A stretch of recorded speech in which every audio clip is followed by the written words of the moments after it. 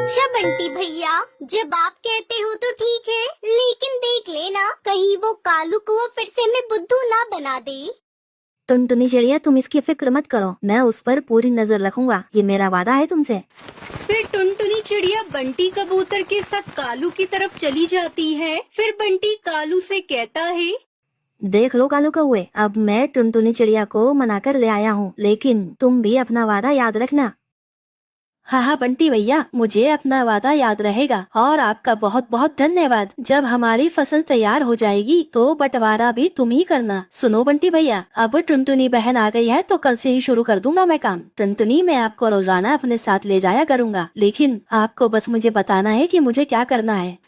फिर बंटी कबूतर और टुनटुनी चिड़िया वहाँ से चले जाते हैं। अगले दिन कालू कौआ टुनटुनी चिड़िया को लेने उसके घर आता है और फिर वो टुनटुनी चिड़िया को अपने साथ नदी के खाली मैदान की तरफ ले जाता है। वहाँ आकर कालू कौआ टुनटुनी चिड़िया को एक जगह पर बिठा देता है और खुद खाली मैदान की जमीन को साफ करता है और उसमें बीज डालता है और फिर उसमें पानी लगाता है। टुनटुनी चिड़िया ये सब देखकर हैरान हो जाती है कि कालू कौआ अकेले इतना सारा काम कैसे कर सकता है।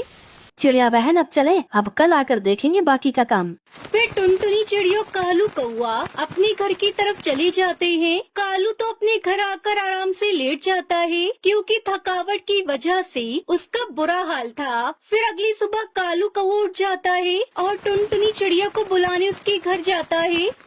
टुनटुनी बहन, मैं इसलिए आया था कि आज तुम मेरे साथ फसल देखने मत जाओ, मैं खुद ही जाकर फसल देखाऊंगा, क्योंकि तुम्हें और भी काम होंगे, तुम वो कर लेना। मैं शाम को आकर तुम्हें फसल के बारे में बता दूंगा।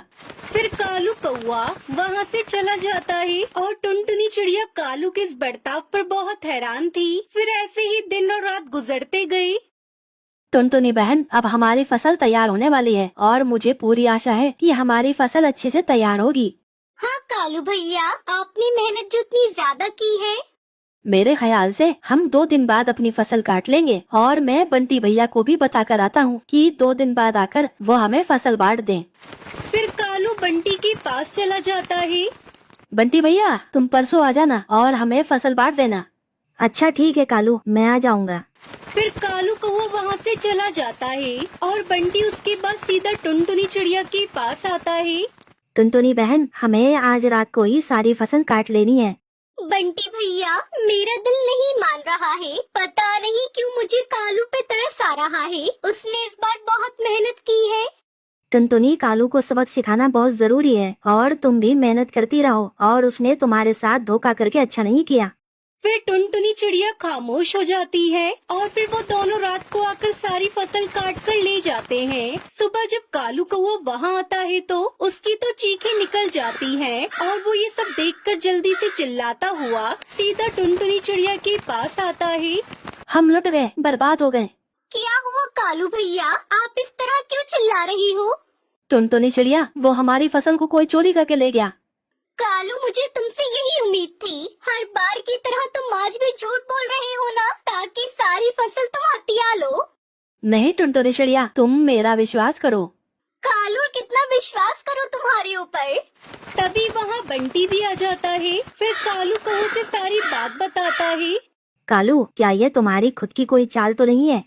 बंटी भैया, अगर तुम्हें विश्वास नहीं है तो आप जाकर मेरे घर की तलाशी ले लो।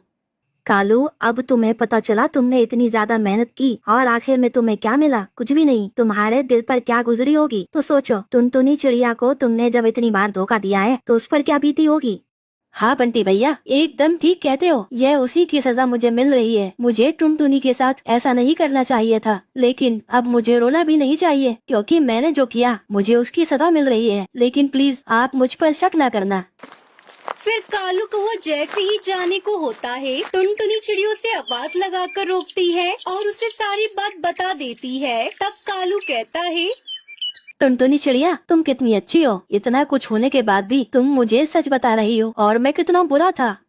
कालू भैया, अब मुझे आप पर विश्वास हो गया है, इसलिए आप फिर कभी दूसरों के साथ ऐसा ना करना, क्योंकि जब ये बात आप पर बीतती है तो बहुत बुरा लगता है। फिर टुनटुनी चिड़िया गेहूं की फसल लाकर कालू को देती है, लेकिन कालू सारी फसल नहीं लेता। वो टुनटुनी चिड़िया को उसका हिस्सा दे देता है और वो दोनों खुशी खुशी अपनी फसल को बाजार में जाकर बेचते हैं।